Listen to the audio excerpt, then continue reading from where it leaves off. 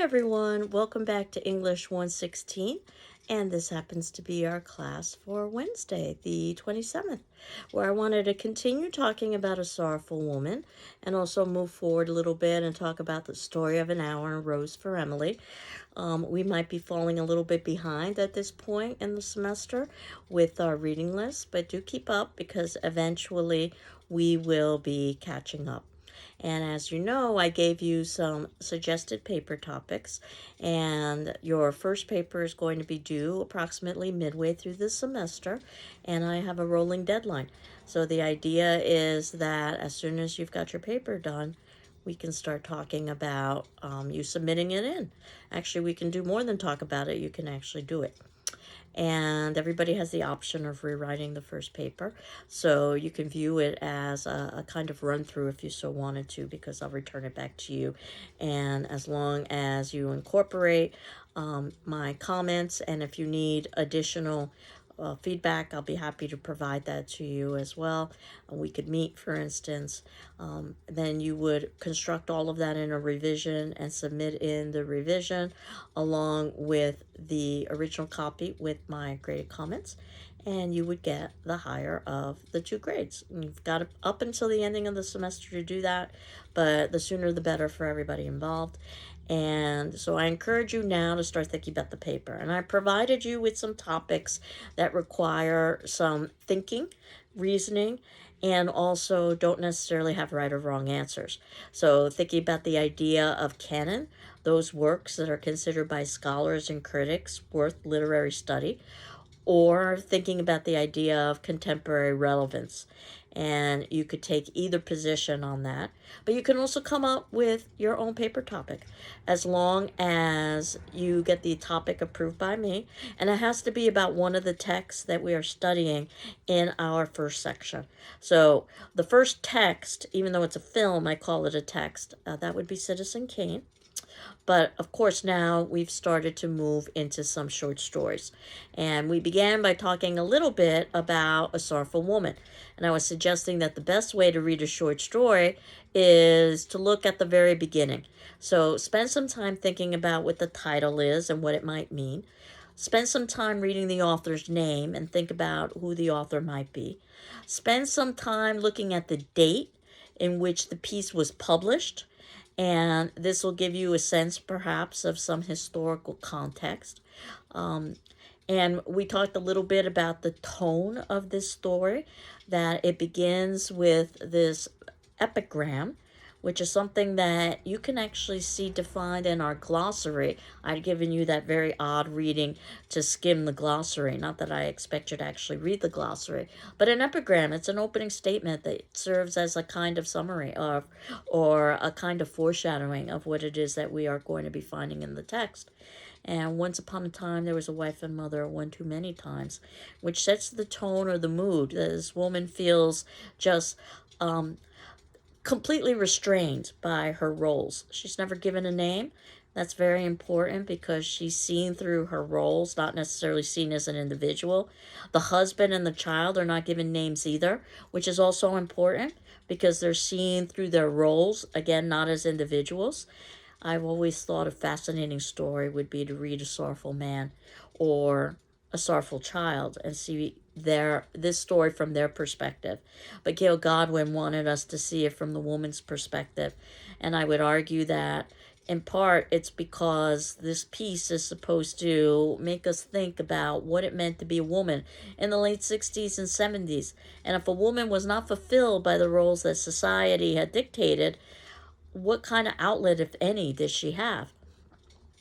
And certainly, we'll talk about something very similar with The Story of an Hour, which was written almost 100 years earlier. Might I suggest that Gail Godwin, with a PhD in English, when she wrote A Sorrowful Woman, she was well aware of the story of an Hour, and would have been inspired by that. And yes, great changes had occurred over those decades, and yet other things hadn't changed. One of the first questions might be, when we're reading A Sorrowful Woman, if she was so unhappy, why didn't she divorce? Certainly there was stigma associated with divorce in that time period that wouldn't exist today. And then we have to think about the economics of divorce. There is no mention of her having any kind of salary or economic independence. And the story of an hour, divorce wouldn't even be a possibility.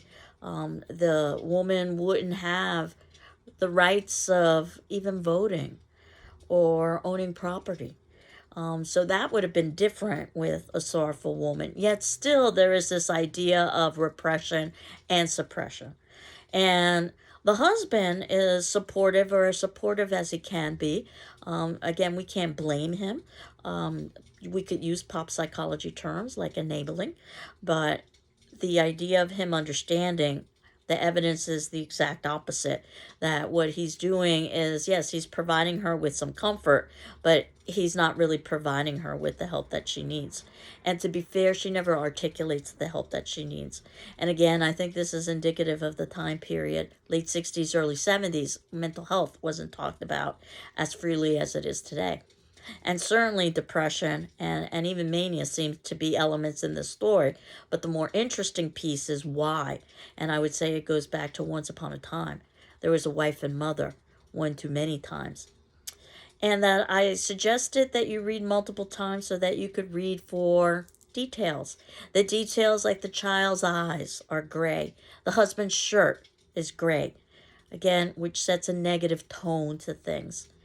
The fact that the husband has to help her remove her bra, that this is not an erotic episode, which we would have gotten in a piece of formula fiction, something like A Secret Sorrow with Faye and Kai, and that bras are restrictive. The idea is that she's seeking freedom, and bras offer support, and she also is seeking support. And if you know your history, in the late 60s, early 70s, women were literally burning their bras as ways to protest their position in society. The woman continually talks about wanting instant sleep. Again, this will become important for us in the ending because basically she chooses to sleep forever through her suicide by drinking that an overdose of the sleeping draft that the husband is making in weekly batches now. We know her sentiments about her child, that he might be a golden three, but she thinks of him as a kind of vicious tiger, a predator, who scratches her wrists and makes her bleed. Again, some more foreshadowing about her upcoming suicide. Not that we would know that, but foreshadowing is just a hint or a clue. We would have to get to the ending of the story to see that. And the fact that something as simple as a grasshopper can push the woman over the edge, and that there isn't any real possibility of having connection or relationship with the child. She hits the child when the husband will see. This is definitely a cry for help. And the husband's response, his help, is to hire in a nanny to help with the household chores. And the nanny is very competent and capable. She's perfect and not pretty, so she's not a sexual threat. But she is a threat because the girl is able to perform all of the functions that the sorrowful woman cannot. And the girl does so happily, whether it's because she doesn't have an obligation to do it, this is a job, whether it's because she is compensated to do it, whether it's because she has the temperament to do it. But we know that a sorrowful woman does not have that temperament. We know the sorrowful woman is not compensated. And we definitely know that the sorrowful woman is, or a sorrowful woman is not fulfilled. And I had talked a little bit about the importance of a sorrowful woman, which is suggestive of not just one woman's experience, but many women's experience. Not necessarily all women, but more than one. And one of many. That's what A is, as opposed to the, which would highlight one particular person. Also important in terms of thinking about the names. And the girl has a white room, and white is oftentimes associated with virginity and purity and a fresh start. So we have all these positive associations with white. But the white color can also be negative. It can be viewed as institutional, bland, gets dirty easily. So we see both the positive and the negative, which is basically the place that a sorrowful woman is in. Either a positive choice or a negative choice for her own self-fulfillment. And when I see that it's winter afternoon, so we're moving forward in time because we began with winter evening, and knowing that the times of the day and seasons are oftentimes associated with stages in life, with dawn being the beginning of life and noon being the height of life, and evening, the beginning of descent, and nighttime would be ultimately descent or death. The same with seasons: spring being hope, rebirth, renewal, summer being the height of life, fall, the beginning of descent, let's say middle age, and then finally winter, which would be death. So Gail Godwin's very well aware that people are reading the story and thinking things such as winter afternoon. Does this mean that the wife, at least, is finding some sort of way to acknowledge her unhappiness and is going to do something about it? That might not necessarily be in the best interest of the family. So this is complicated. It's difficult to support a woman who abandons her child. You might debate whether or not that is something that should or should not happen with the spouse. But the idea of creating life and one's responsibility for life, I think most people can agree with, and that the woman is really looking for more for herself than for the needs of her child. So don't expect simple answers. There's a level of complexity in pieces of literature, much like there's a level of complexity in life. Perhaps that's the distinction between formulaic fiction, that which is predictable and trite and is written purely for entertainment and profit. Um, Faye and Kai, the it's not that their situation isn't complex in fertility, it's that the resolution is done in such a simplistic way, really over sentences. And again, the writing is very cliche and very predictable, and that's certainly fine for entertainment and escapism. It very much follows a formula, and we can see that A Sorrowful Woman is a very different kind of piece. And this is the reason why actually these two stories were paired with one another. So you can see the distinction between the two. You could probably read A Secret Sorrow and not have to think too much about it, and it would make sense. A Sorrowful Woman, each rereading brings forth new meaning and new detail. And in fact, you may need to reread just to understand plot. So we were talking about that suicide. The ending of A Sorrowful Woman is not explicitly stated. We have to gather the clues in order to come to that particular conclusion. But as the woman is spending her winter afternoons wearing an old sweater from school, this suggests something more positive. When she was in school, she didn't necessarily have the obligations of wife and mother that she does now. So this old sweater could be seen as a sign of wanting comfort and seeking comfort and finding comfort. The woman, however, the sorrowful woman, feels so overwhelmed by the fact that the girl is able to perform so well that the sorrowful woman fires the girl. And at this point, again, we could talk about how the husband, saying he understands things, he completely rearranges his schedule so that he can support the household as well as the caretaking responsibilities from an economic perspective. That's nothing unusual in 2023, but it would have been much more so unusual in 1971, where it was assumed that there would be two individuals and each would be responsible for an element of the family. And now in 2023, it oftentimes is assumed that one person can take on both of those roles. And it's exhausting. As we see with the husband, he basically passes out at one point. And the sorrowful woman moves into the girl's room. In fact, we're even told directly at one point in the story is that she's trying to be the girl. And that said, the sorrowful woman is spending a lot of time brushing her hair. This is an element of self-care. For one, she can look after herself rather than the husband and child. Remember, at the beginning of the story, one of the first things she wants the husband to do to alleviate some of the pressures is to read a story for the child. The assumption is that the mother usually reads the stories, not the father. And it's about a monkey who ate too many bananas. And that gets us right back to that epigram in the beginning of the, or epigram in the beginning of the story, where once upon a time, one too many times.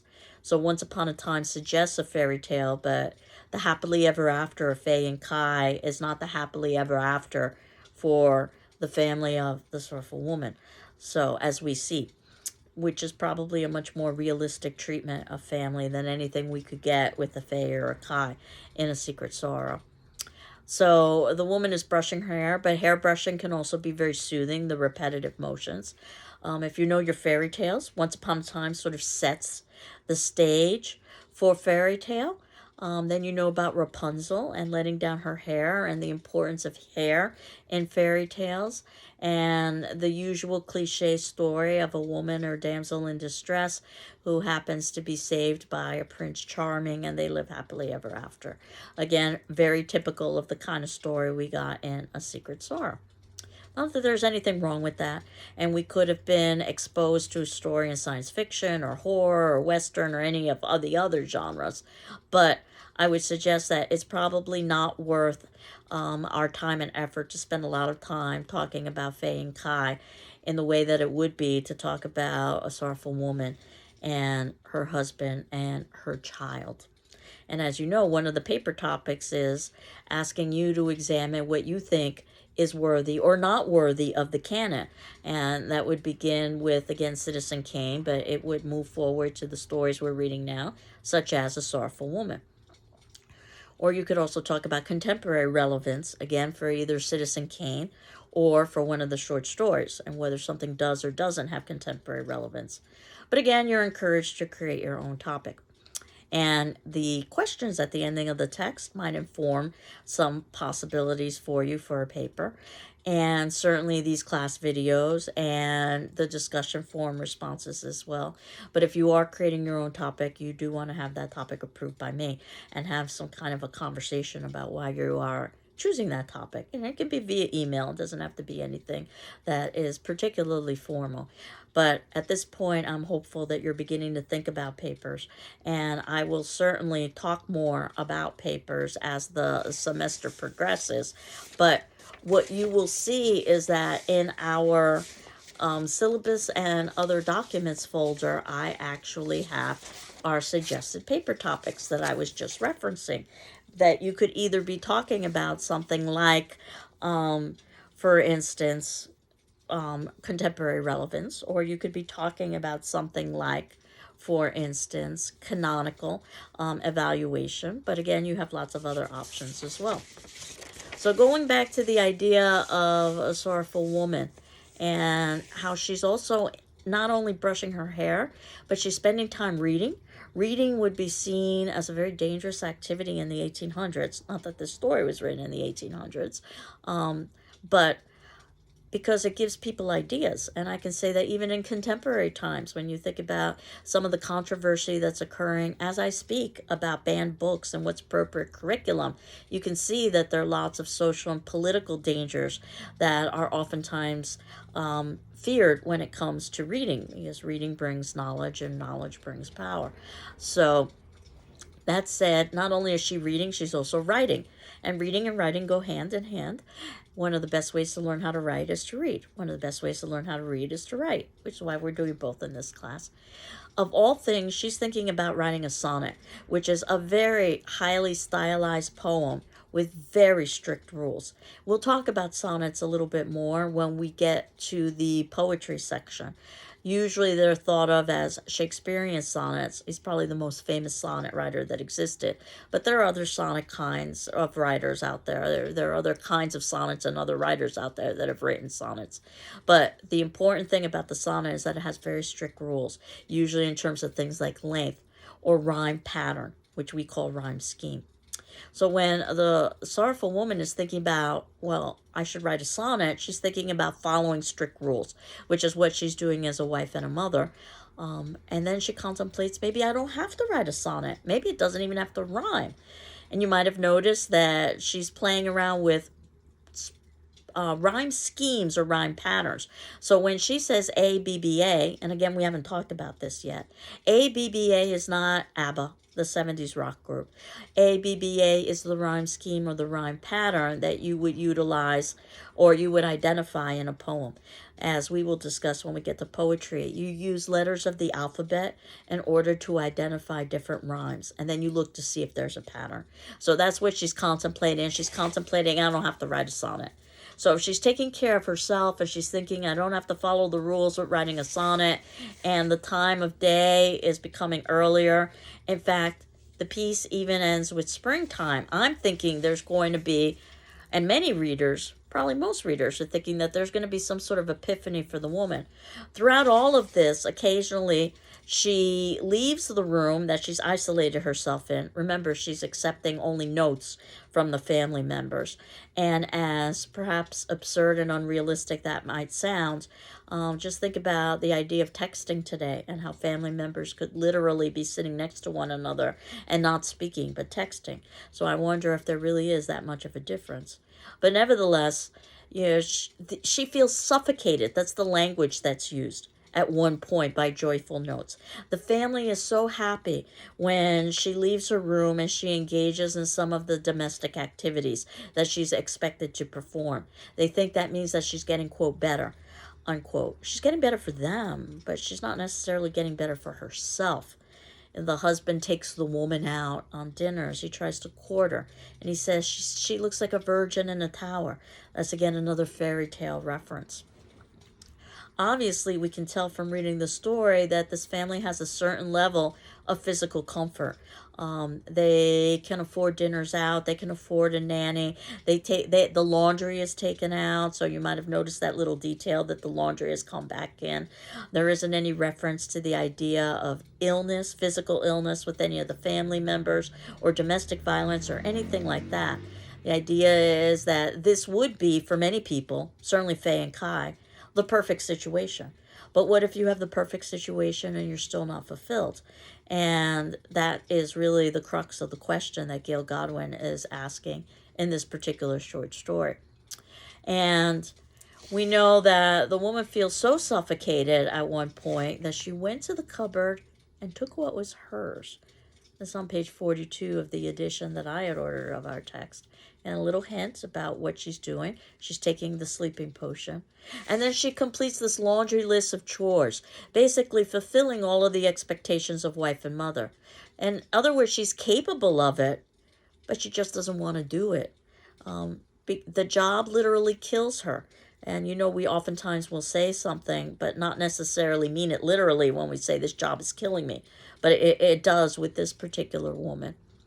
And of course, you can think of it as also a preparation and a caretaking for the family when she leaves them.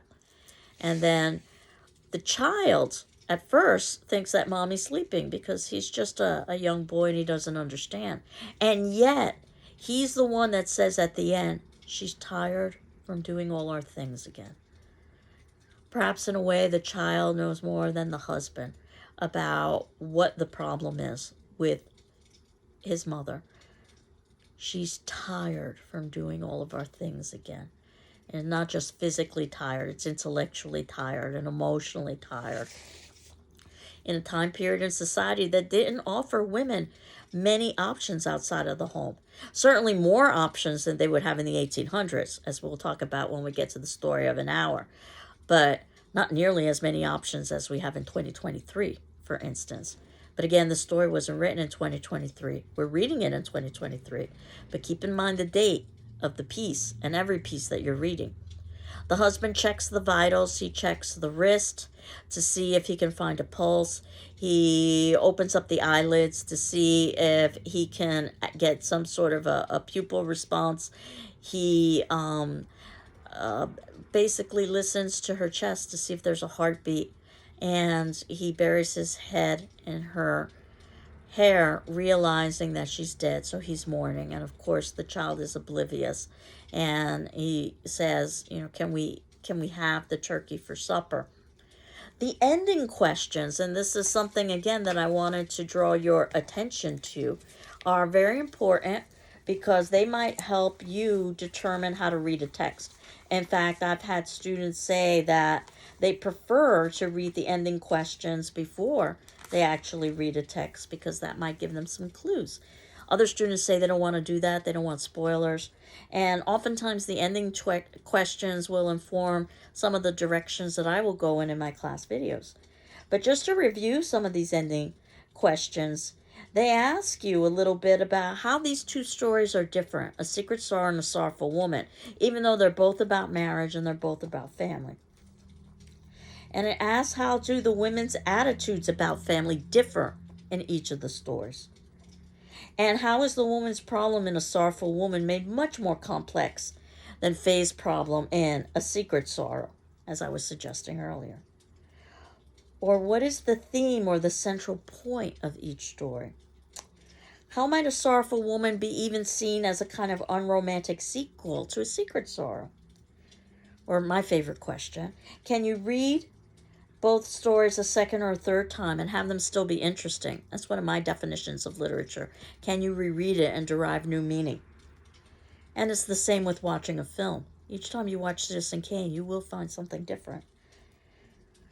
And contrast what marriage means in the two stories. And what are your feelings about the woman in A Sorrowful Woman? How does she remain a sympathetic character in spite of her refusal to be a traditional wife and mother? And it might take more than one reading for you to see that Godwin, the author, wants us to sympathize with her. Now, you may decide you don't want to sympathize with her, and that's fine.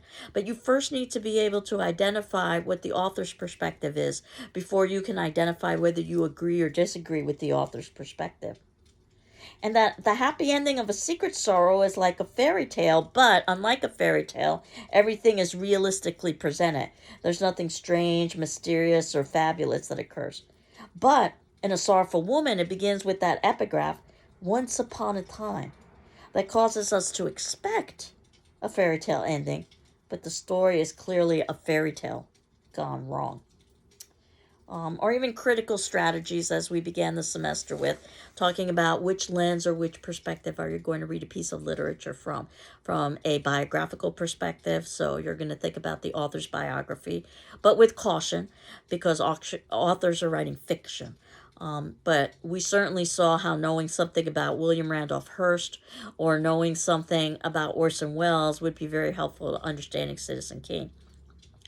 Or perhaps you want to read it from a psychological perspective or a historical perspective. Or, and again, I had said that you don't want to necessarily fall in love with a particular perspective and read everything from that perspective. Let the story dictate to you. But certainly understanding the history of A Sorrowful Woman and what life was like in the 60s and 70s for female in the United States, that's a very helpful lens in terms of understanding that particular story. And also understanding the next story that I had assigned, The Story of an Hour. And this was embedded in the first set of readings that lay out some introductory information. But I wanted us to reread this story and note whenever I can find links to the pieces of fiction, and it turns out that I usually can. I will provide those free links for you to access on the internet.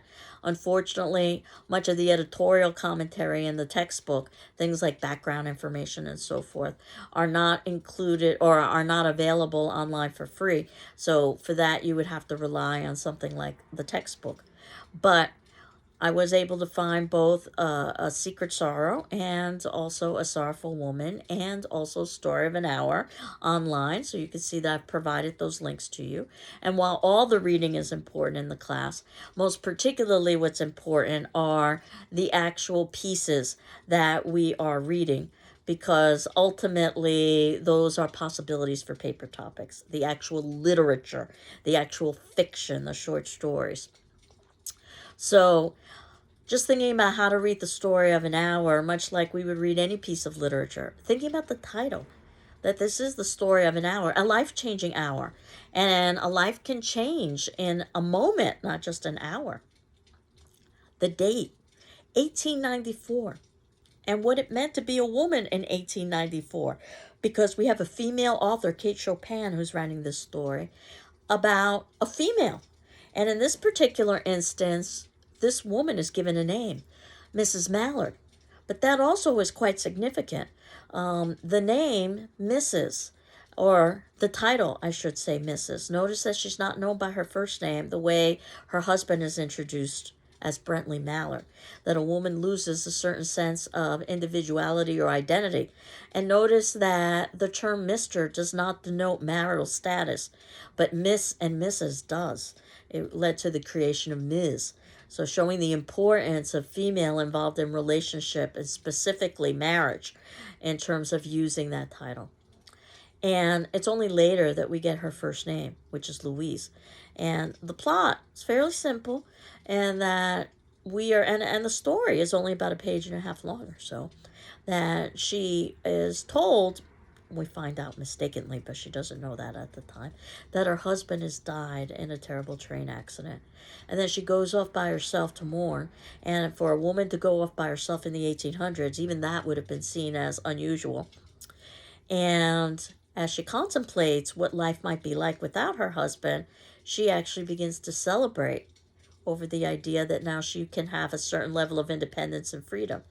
Notice that no child is mentioned in this story the way it was in the previous piece, A Sorrowful Woman, which means there are no heirs. So what probably will occur is that Mrs. Mallard will inherit the estate. And that puts her in a very powerful position in a society in which you can't own property unless you've inherited it through death, becoming a widow.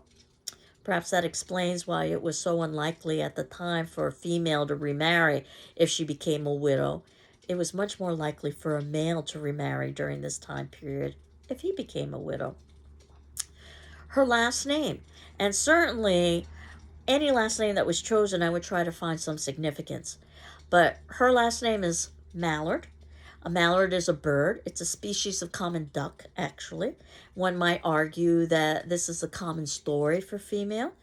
That's not the only way of viewing it, but it is a possibility.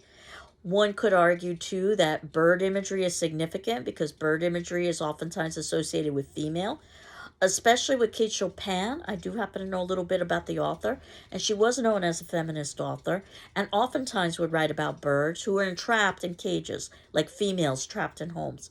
But they could find freedom by being released from the cage and spreading their wings, so to speak.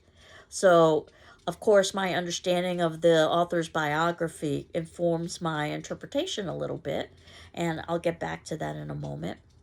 But we find out her name is Louise, and later on we even find out her sister's name. And her sister is known by her first name. One assumes that she's unmarried because of that. Her name is Josephine. But look at how interesting the names Louise and Josephine are. They have male roots, Louis and Joseph. Perhaps one could argue that this influences this message or reinforces this message about how male is given priority in society during this time period.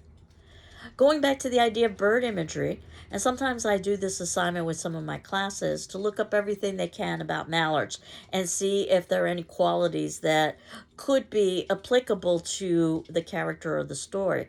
One of the things about mallards that you may or may not know is that mallard ducks are quite colorful and the females are rather drab and bland. Again, perhaps illustrating the idea that the males are given a certain amount of status in society, male humans, that is, in a way that women aren't. And perhaps that's another reason why the term mallard was chosen. At the beginning of the story, we're told, this is a little bit of foreshadowing, but we'll have to get to the ending of the story to understand it, that Mrs. Mallard has heart trouble. But the thing is that heart trouble is different from heart disease, which is the language that's used at the ending of the story.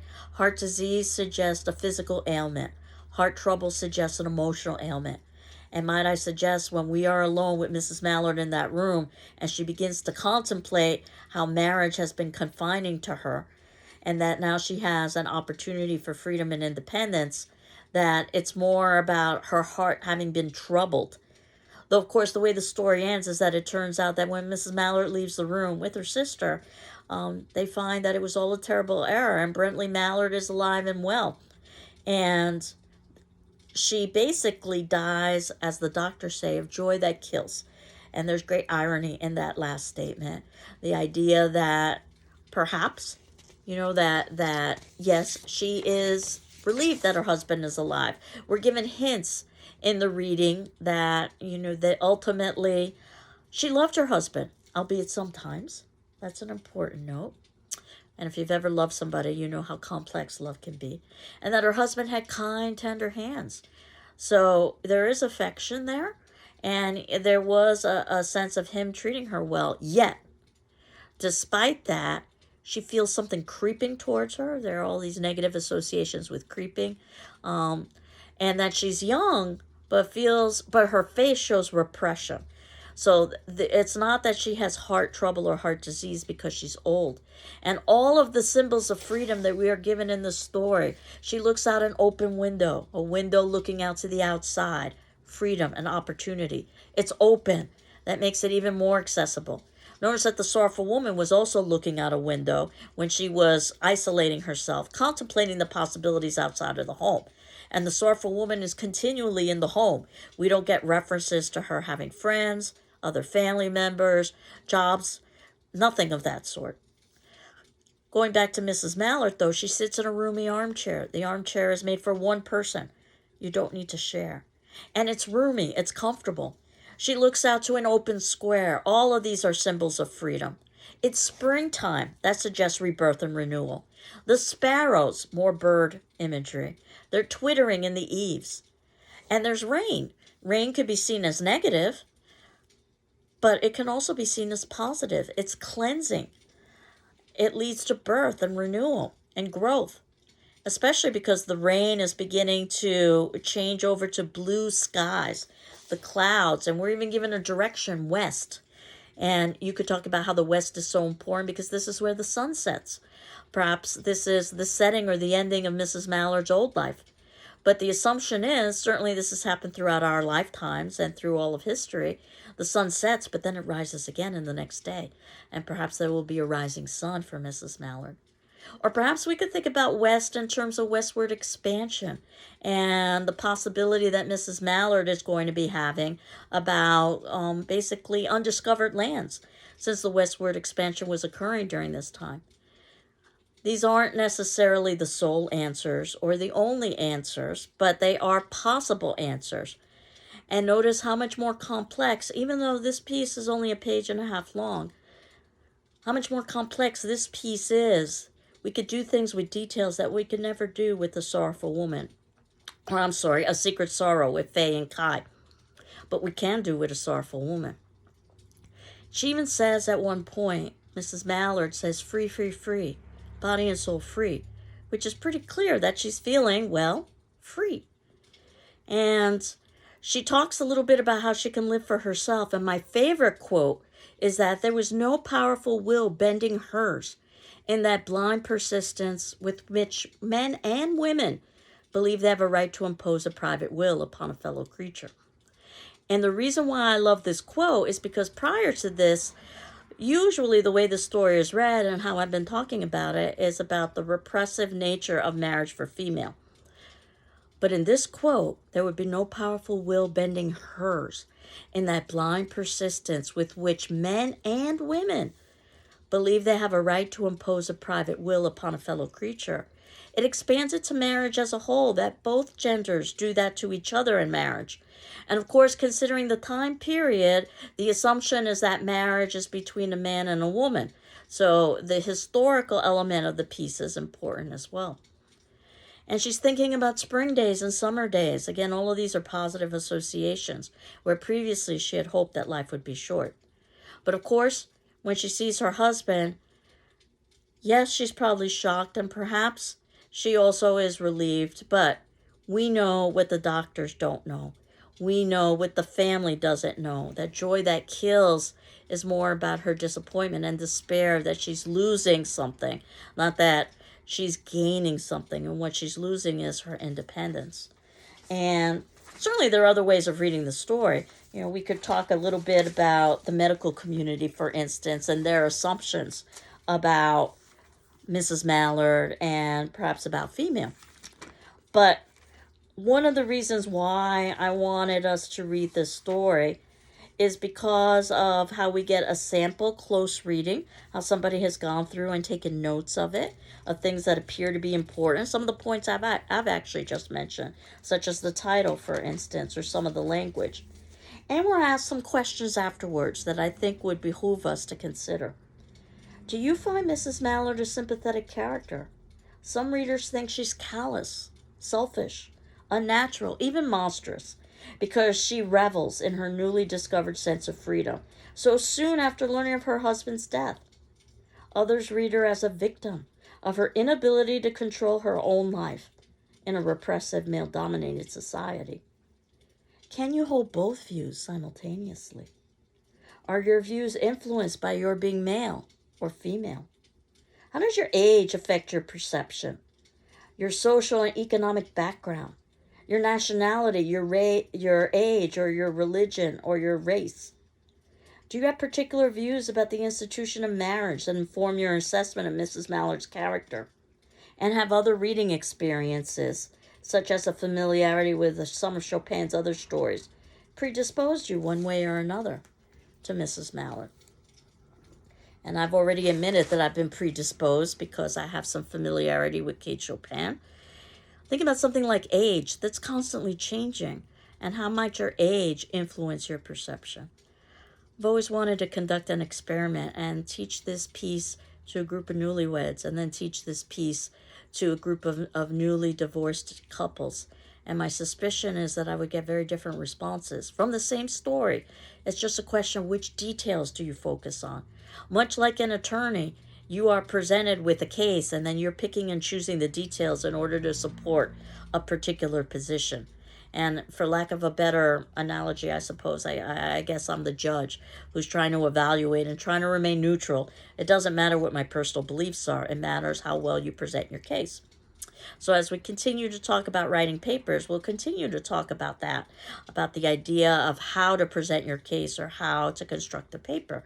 Though, of course, the textbook also reviews how to write a paper. It's something that we did in the earlier set of readings. And it also is something that I'm hopeful that you would have done in your previous English class as well. But everybody has the option of doing a revision for the first paper. So you can think of it as a kind of run through if you so want it.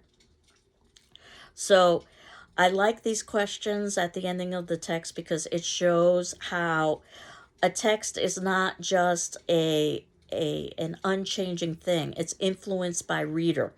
And that something as simple as an age or even a mood can influence which details you focus on. We all have bias. The question is, how do we address that bias, and how do we acknowledge that bias? It's impossible to say there isn't bias. But in terms of the standard that you're being held to, the standard of proof, for lack of a better term, is which details are you going to utilize in order to be able to support your thesis that the story of an hour is or is not worth being part of the literary canon, or is not something that shows contemporary relevance. Or, again, your own paper topic. For instance, talking about the symbols of freedom in the story of an hour, which is a paper topic that I've offered in the past with students.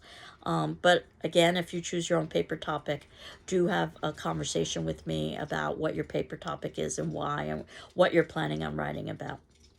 So, now that we've talked a little bit about Story of an Hour, I wanted to just introduce Rose for Emily. As I had predicted, this is the time where I start to fall a little bit behind, but do keep up with the readings because eventually I will catch up. And not only will we be talking about Rose for Emily next class, but you can see that in our notes, I have a section, and the notes are always below the video. This is what I would put on a whiteboard if we were meeting face to face. I have the 3 stories, so you can see we'll be speeding up a little bit, that we will be addressing. And we may not necessarily get to them all next class. Young Goodman Brown, Soldier's Home, and Battle Royal. And I've included links for all 3 of those. But basically, in terms of thinking about A Rose for Emily, which is a very unique text in a lot of different ways.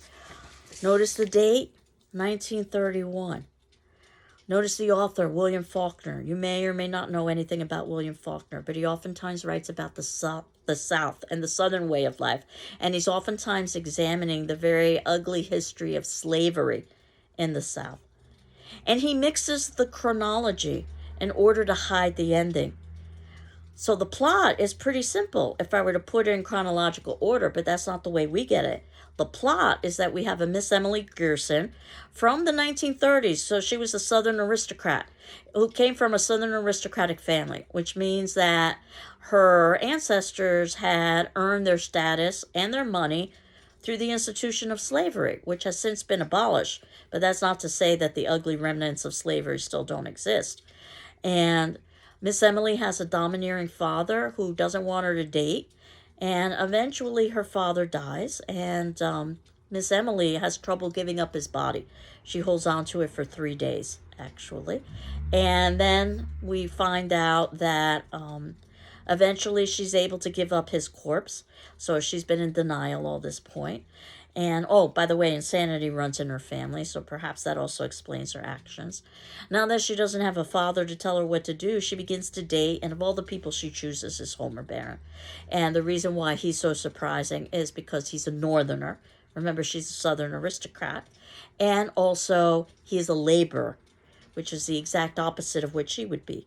And there's all kinds of speculation about where this relationship is headed and whether they will marry, because you may or may not have noticed that we're told this story from the we perspective. It's the townspeople telling us this story. So in many ways, we learn more about the townspeople than we do about Miss Emily. And what we find out is that eventually Miss Emily is seen going to a druggist and she buys arsenic. She refuses to give the reason why she's buying arsenic. The druggist supplies it because he'd rather not confront her. And he says it's for rats, which I think is kind of telling. Because then after that, Homer is seen going into her house and never seen exiting. And afterwards, a smell comes from her house. And the town, preferring not to confront her, they try to cover up the smell. And then ultimately, Miss Emily becomes a recluse and she dies, which is how the story begins. The entire town goes to her funeral, not because they're concerned about her welfare, but because they want to see inside her house afterwards. And what they find inside the house is, and again, if you were reading very carefully, you might have anticipated this. They find Homer's corpse. She killed Homer, basically because he wouldn't commit to her. And at one point, we're told that he's not the marrying kind. In fact, that he preferred men. And we can speculate as to whether or not that means that he's somebody who, in one way or another, had homoerotic tendencies, or was just someone who didn't want to commit to marriage. But regardless, that's the motive, if we needed a motive. And then the second twist ending, if you had already figured out the first, was they see in the bed next to the corpse, and this is years later, an iron gray hair. And Miss Emily's hair had not turned iron gray until years after Homer's disappearance, which means that she's been lying next to that corpse. So it's a very macabre story, and it's told in a kind of writing style called Southern Gothic, which we can talk about next class, as well as some of the ways that this story could be read symbolically. And I even assigned a short interview from the author. Unfortunately, I don't have the link to share with you, but it's included in our textbook, where the author starts to talk about things like what he meant by the title. And I don't know if I necessarily agree with all of his perspectives. But in terms of today's attendance question, what I thought would be, since I haven't given you much about A Rose for Emily, is for you to identify a quote in A Rose for Emily that you think is important and indicate the reasons why. And again, I'm not asking you for an important quote. I'm asking you for what you think is an important quote. This is an opinion-based question. There are no right or wrong answers. So the hope is that if you haven't had a chance to read Rose for Emily, you definitely will, so that you can identify a quote within the story. And then next class, we will talk about the story much more in depth. So, as you know, you have 48 hours in which to answer your attendance question. So, this would be due, if you're watching this video on Wednesday, this would be due on Friday. But certainly, if you need an extension, ask me, and I'll be happy to grant it to you. And the idea is that there are no right or wrong answers. You're not required to respond to your classmates, but you are required to read your classmates' responses. This would give you an idea of what we would be talking about in class. So, in terms of thinking about this piece, I hope that you're able to identify a quote and talk a little bit about why you think it might have some significance in the text, because this is where we're going to pick up next class and then eventually move into pieces such as the 3 short stories that I've assigned: Young Goodman Brown, Soldier's Home, and Battle Royal, as well as continuing to talk about the paper. So I hope you're doing well. I'm doing well. And I look forward to reading your discussion forum responses about A Rose for Emily. Take care. Bye bye.